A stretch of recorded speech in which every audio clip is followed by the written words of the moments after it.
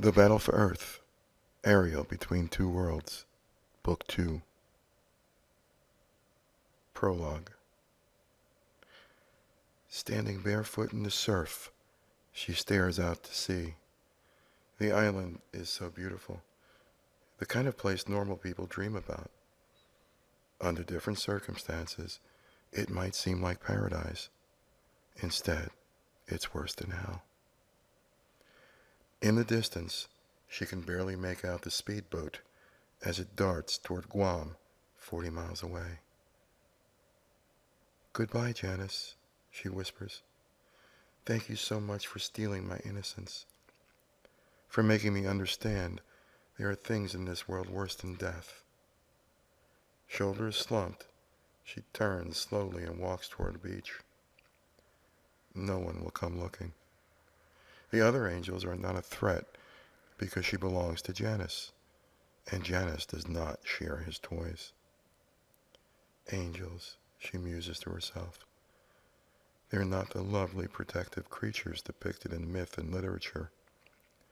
They're not very angelic at all. They're going to rule the world. That's what Janice said. They would fix things, make things right.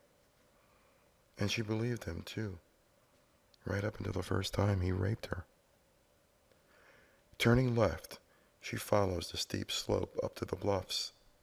Last year she'd have been struggling for breath, but the angels made sure that their girls were in top condition. She had both a personal trainer and a stylist. If she could escape, she might be able to land a job as a model. She was that fit. Reaching the crest of the hill, she pauses and gazes down at the surf 100 feet below.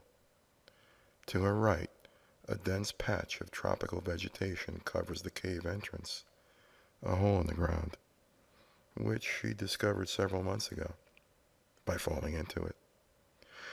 Fortunately, her injuries were not serious. Janice never found out. The cave is her private place, a place where she dreams up elaborate escape plans. Plans that can never possibly work. But she does have one plan that will work. Lowering herself through the opening, she drops to the cave floor and heads downhill, walking through a narrow corridor inside a large rock formation that extends 100 feet out into the ocean.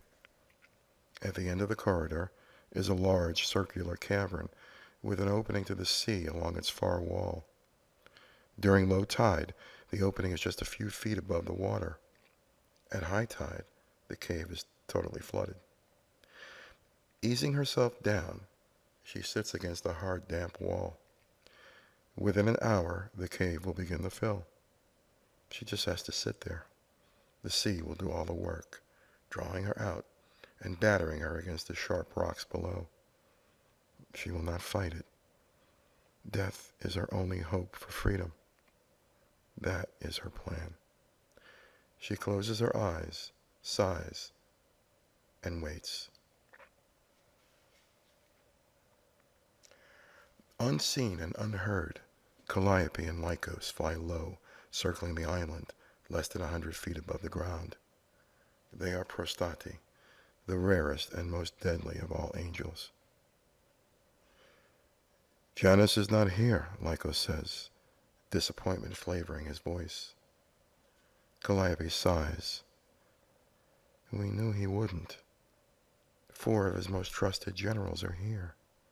When we destroy them, Janice will have no choice but to regroup.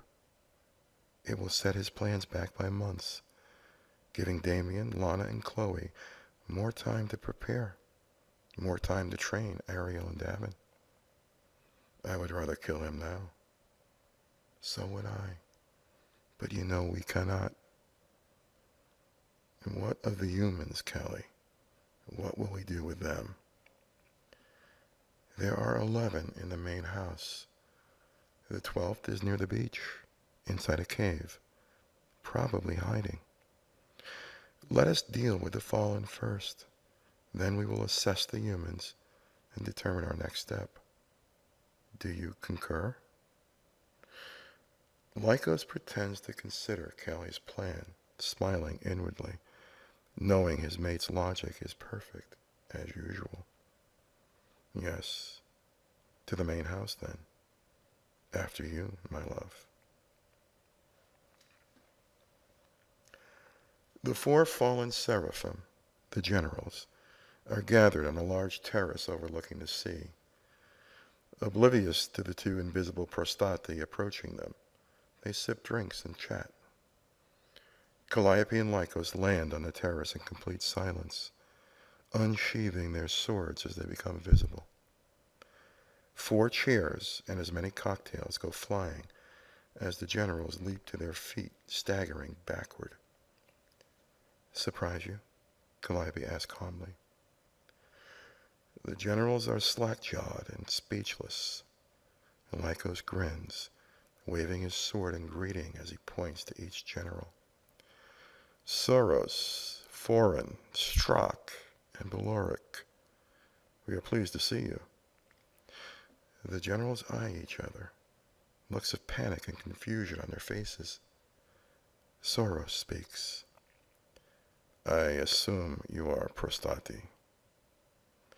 Lycos smiles at Calliope, then locks eyes with Soros. Well, we're not leprechauns. Why are you here? Soros demands. To kill you, Calliope says with steely confidence. Seraphim were created to rule all angels, including you, Beloric says. Then why do you not rule Janus? Why does he rule you, Seraphim? Lycos asks, with a smirk. Because he is one of us, idiot. Wrong, Calliope says. Beloric shakes with rage, pointing a trembling finger toward Calliope. A pulse of pure energy pours into her torso, quickly dissipating with a loud pop. She glares at him. You cannot kill me, imbecile. Calliope's sword moves impossibly fast, cutting cleanly through bone and cartilage as if through butter. Beloric's head tumbles from his shoulders, hitting the tile floor with a wet thwack. Calliope sighs and wipes the blade across the general's headless torso, before sheathing it and turning to face Lycos. Not the brightest star in the sky, was he? Clearly not. Calliope glares at Soros. We sensed 11 humans in the house. Now there is only 1. Why is that? They are dead. Soros spits the words out, as if he is describing vermin. Foreign cringes. You did not have to kill them, Soros. They were children. They posed no threat to us or to our plans. They were pretty little monkeys, eh? I'll get you another. Do not worry, my friend. Calliope loses it. You dreadful, despicable rodents. Soros smirks and lunges at Calliope. I will squash you like an insect. They are the last words he speaks.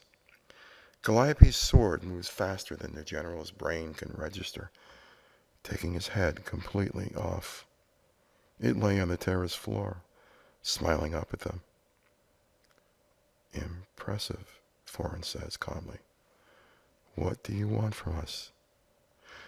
Calliope walks closer, and the 2 generals can smell her sweet breath as she whispers to Foreign. I want to know if you helped to kill the children. I will know if you lied to me. We did not know, Foreign answers.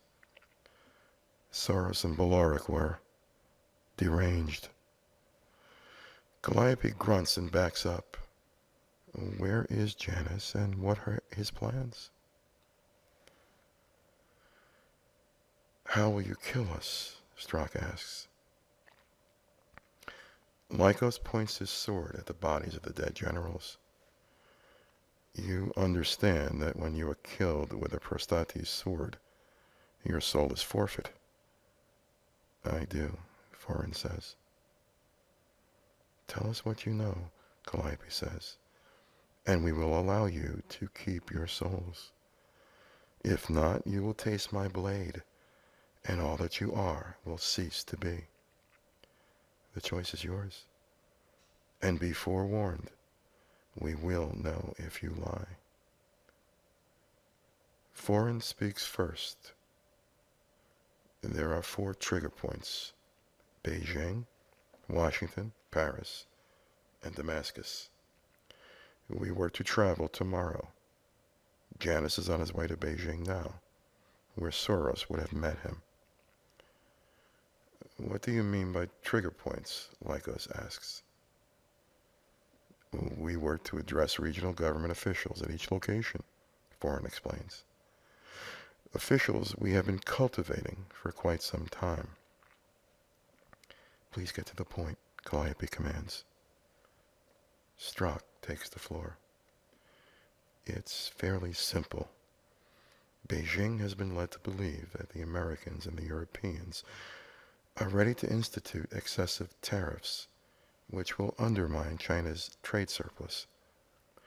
The Chinese will retaliate by launching a massive cyber attack. American and European intelligence operatives will discover the impending attacks, countering with a salvo of cruise missiles, dozens of them, designed to emit microwave bursts. As the missiles fly over major cities, they will generate electromagnetic pulses of sufficient magnitude to disable all electronic devices. Lights out, Lycos mutters. Completely, Strzok affirms. Japan and South Korea will align with the Americans and Europeans, while Russia, Pakistan, and India will align with China. The entire civilized world will go dark within 6 days. The power grids will fail. Society will shut down. And what about the Middle East? Lycos asks. Utter devastation, Foreign replies. Syria and Iran will discover that Israel is planning a nuclear strike on Tehran. The Israelis will believe that Iran is planning a nuclear strike on Tel Aviv. The Middle East will be reduced to ashes.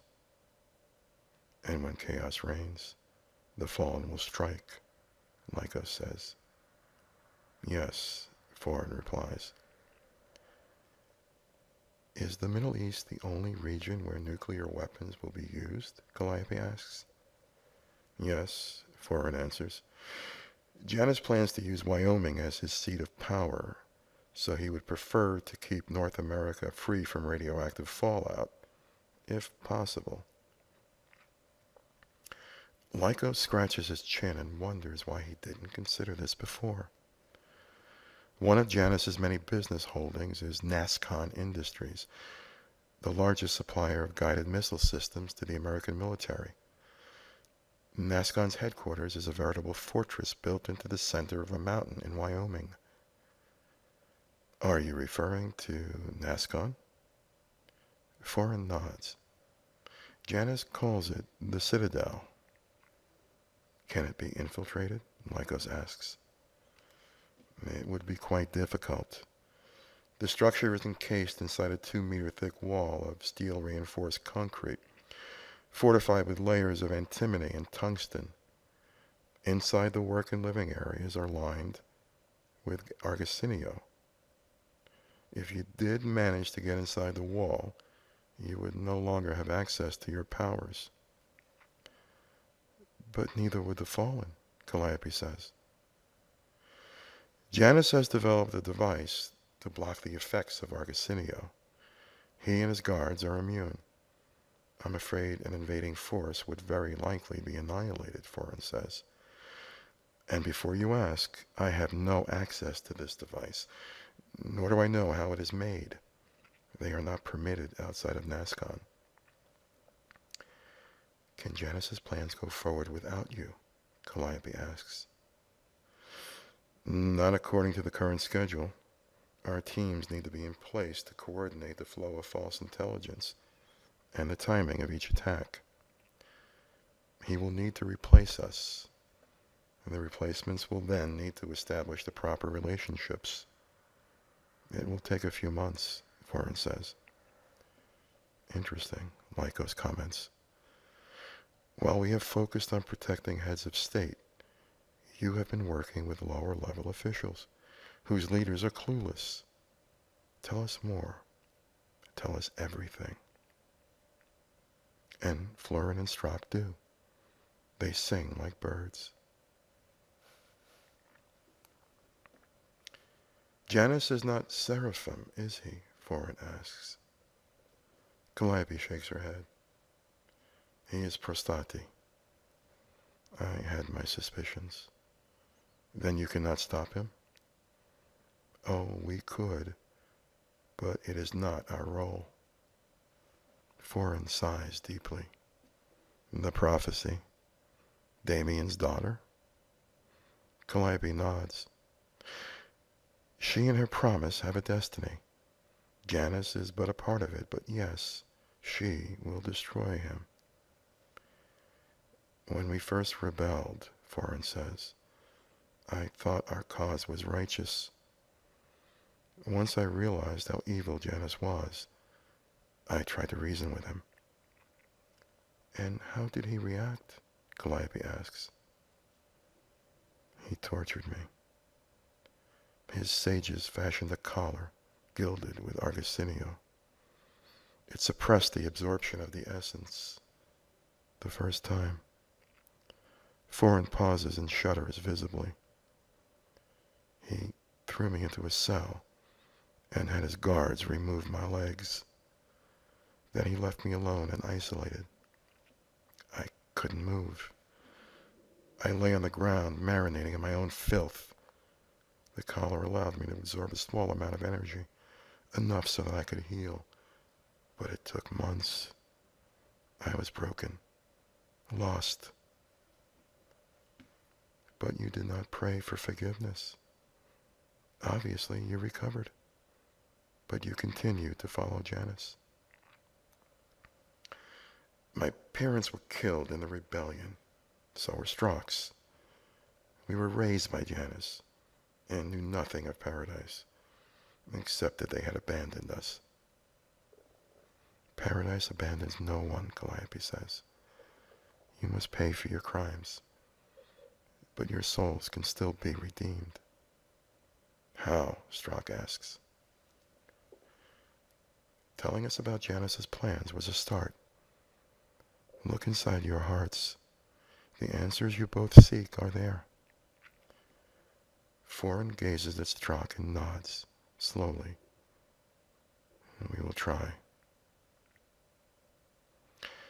In your opinion, is Janus rational enough to pull this off? Lycos asks. He is obsessed, but rational. However, when he finds out that we have been eliminated, that could change. You must also understand that he is paranoid, obsessively so. He trusts no one, so no one person ever knows his entire plan. Your battle will not be easy. Thank you for being honest with us, Lycos says. Are you ready to die? Strock closes his eyes and nods. I am ready, Foreign says, with a slight bow of his head. Beams of pure energy shoot from Calliope's hands into the heads of the two generals. It is the least painful and most merciful way to dispatch them. Once they are dead, Lycos incinerates the four bodies, turning them to fine white ash. Calliope turns to Lycos. If Janus acts rationally, we will be able to stop him. But if he doesn't? Lycos nods slowly. He has no idea what Ariel and Davin are capable of. He will not know that his generals betrayed his plan. If he acts impulsively, he will fail. But he will not. He will be rational. He will take the time to ensure that his strategies are properly implemented. He has not come this far to allow emotion to dictate his actions.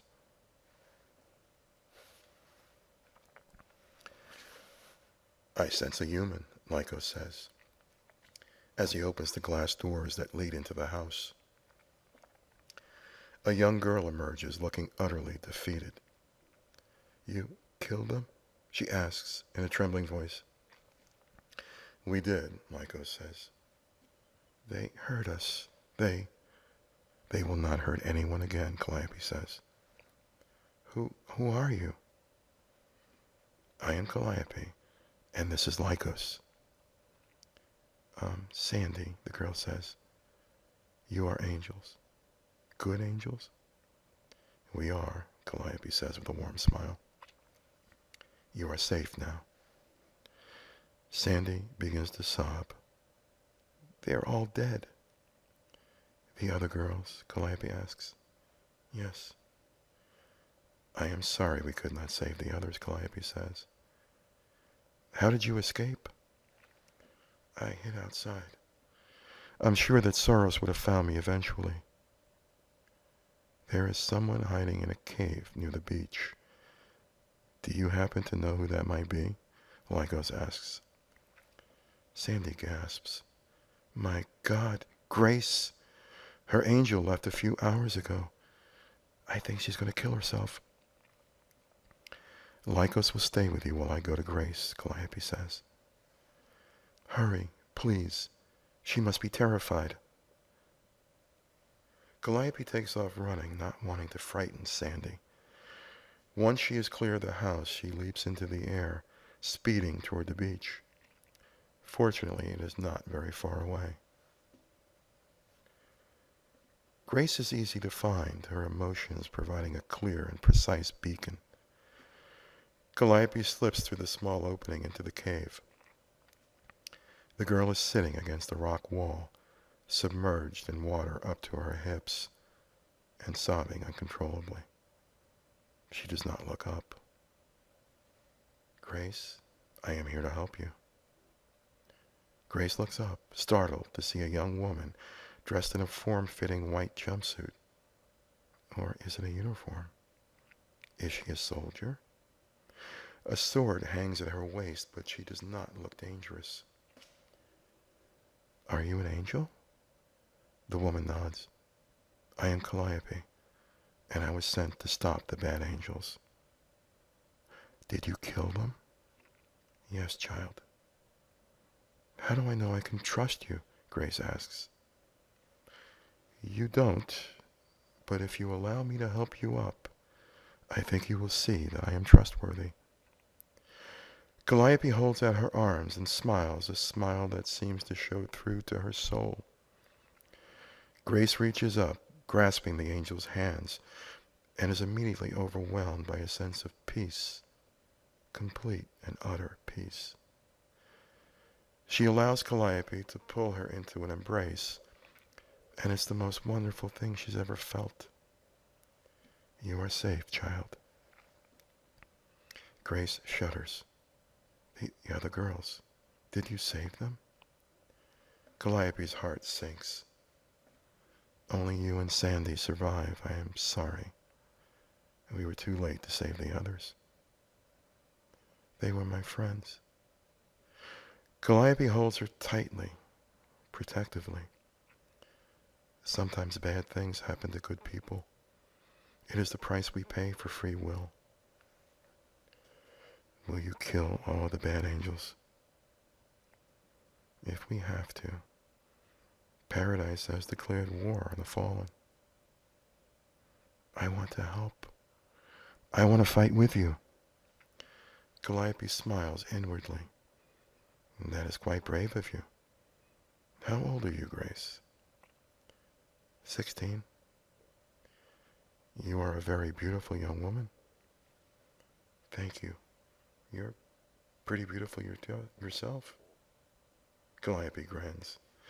Even in her current disheveled state, the girl is quite lovely. Her golden hair and deep blue eyes are striking. She can see why Janus pursued her. Are your parents alive? I'm an orphan. I was living with a foster family. They hurt me, so I ran away. That's when Janus found me. I thought he was. Grace's voice breaks and she sobs. You have no family then? Calliope asks. No one. Then I shall see to it that you are properly cared for. I can take you to a place where you'll be safe and loved. Would you like that? Heaven? Calliope suppresses a smile. Not heaven, but someplace almost as nice. We'll need to fly. Would you like to fly with me? You can carry me? I am very strong for my size, Calliope says with a big smile. I'd like that. Grace pauses, trying to remember the angel's name. I'm sorry, what is your name again? Calliope. But now that we are friends, you may call me Callie. That's such a pretty name. Does it have a special meaning? It does. In the language of angels, I am one who inspires. I bring out the best in people. That's amazing, Callie. How would you say grace in your language? Calliope locks eyes with the girl. There is something about her. Something old. Something beautiful. Something. In my language, you would be called Shari, which was the name of a very special angel. What was special about her? She was like a princess, and I think you are very special too. You do? Calliope smiles. Yes, child, I can feel your soul. It is strong and full of love. I would like to go with you, Callie. Then you will.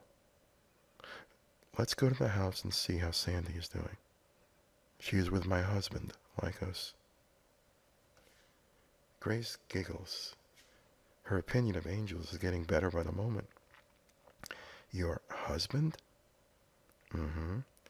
Actually, the term we use is promise. Is he as nice as you? Calliope chuckles.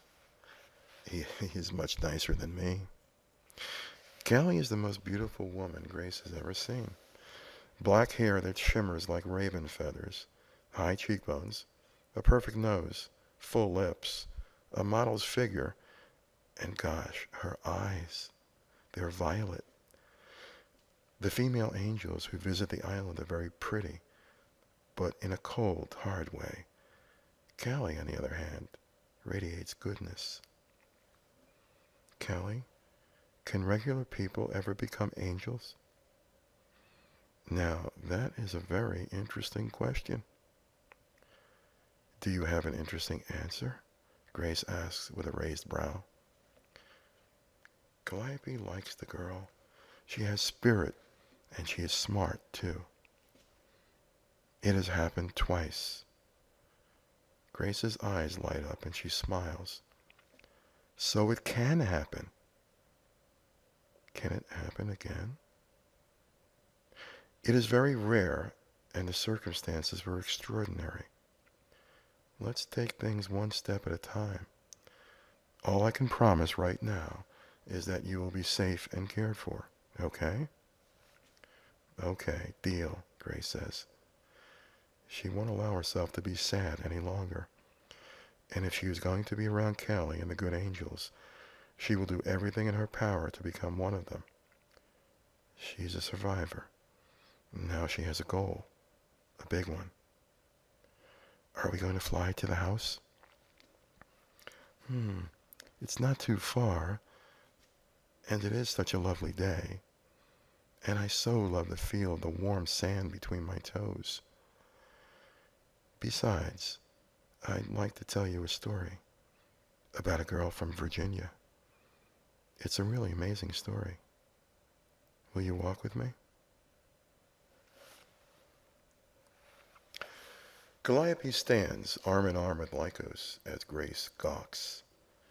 Calliope throws back her head and laughs. Aren't you okay, Grace? Grace can't take her eyes off the angel couple. They're so gorgeous. Huh? Grace mumbles. It's all right, child. He has that effect on female angels, too. Grace's face erupts in a wicked hot blush. Oh no, I mean, yes, he is very handsome. I just think you are both totally awesome. Please, I wasn't... Grace, I am so glad to see you are safe, Sandy says, as she gathers her young friend in a big hug. Thanks, Grace whispers into Sandy's ear. And thanks for saving me from making a complete fool of myself. Sandy nods. Did you hear about the other girls? Callie told me. How were they? Soros burned them, Grace. I'll never forget their screams. The smell, their expressions. Nothing is left of them except ashes. They begged for mercy and Soros mocked them. The bastard mocked them. Grace cringes. Nothing can change what happened. Nothing can bring their friends back. We're free now, Sandy. You can go home. I know. Lycos is taking me. But I'm scared.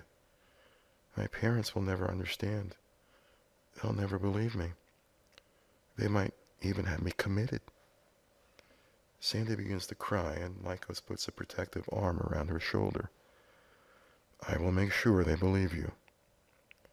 He'll think I'm crazy, that we're both crazy. Lycos will make them understand. Trust me, Calliope says. We are at war, Sandy. There are no more rules. If we are to succeed, we need as many people as possible to believe in us. No more secrets. It starts with you and Grace, and then with your parents. Do you understand? Yes, but it's scary. And there are so many more things I don't understand. Lycos will help you to understand what's happening. Sandy turns to face the handsome, golden-haired, violet-eyed angel. You're really going to fly me to Michigan? Won't I freeze to death? Lycos smiles. When we fly, we are encased inside a protective field. You won't be cold, and it will be impossible for you to fall. Grace, where will you go? Sandy asks. Callie is taking me to a safe place. I'm not sure. She pauses and looks at Calliope. Where are we going again? Calliope smiles demurely. Virginia. There is an angel base there. Sandy looks a little surprised. Are you sure, Grace? You're welcome to come home with me. I want to learn as much as I can. I want to help the good angels. I want to help us win, Grace says with a determination that makes Calliope and Lycos smile. We will, Lycos replies. The fallen will take months to recover from this. Can you imagine the look on Janus's face when he discovers his 4 top generals are missing? I can, Calliope says. But I'd rather imagine the look on his face when Ariel destroys him. The fallen have no idea what awaits them, Lycos says. But neither do the humans, she counters, as she glances at Grace and Sandy. You have to let me help you, Callie. You just have to, Grace says. Lycos grasps Calliope's hand. The battle for Earth has begun, and it seems we have new allies. Calliope puffs out her chest with pride and locks eyes with Grace. Indeed we do. The 2 angels soar into the sky, the sun at their backs, hope spreading out before them. Calliope's arms are firmly wrapped around Grace, one arm along her chest and the other along her hips. She doesn't need to hold her. The essence will keep her from falling, but she wants the girl to feel safe. Why aren't my legs dangling, Callie? And you don't have wings. Ah, you noticed. Smart girl. There is an energy field around us. You and I are suspended inside. If I let go of you, you will stay exactly where you are. Do you want to try? Yes. Calliope releases her grip around Grace and holds her arms out straight in front of her. Grace looks up and giggles. She doesn't fall. In fact, her back is still pressed against Callie's front. You look like Superman. This is totally cool. I'm glad you are not frightened, Grace. Sandy, on the other hand, looks a little bit scared. Sandy and Lycos fly beside them, close enough for Grace to see their faces. Lycos smiles at her, but Sandy's eyes are tightly shut, her lips turned down. She looks terrified. After the year I've had, I don't think anything can ever frighten me again. You knew I was trying to kill myself. Yes. It was not for me. I wanted to die because I didn't want to serve him anymore. I know he liked being with me.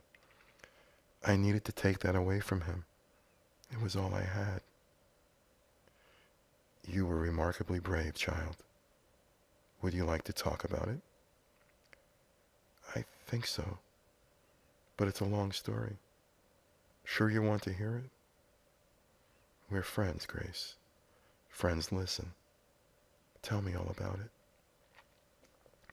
And she does. And Calliope cries as she hasn't in so many years, because it all becomes so very clear. Lycos would say she was filled with righteous anger, but it's not anger driving her, it's love. And it's the one weapon she knows the fallen can never wield.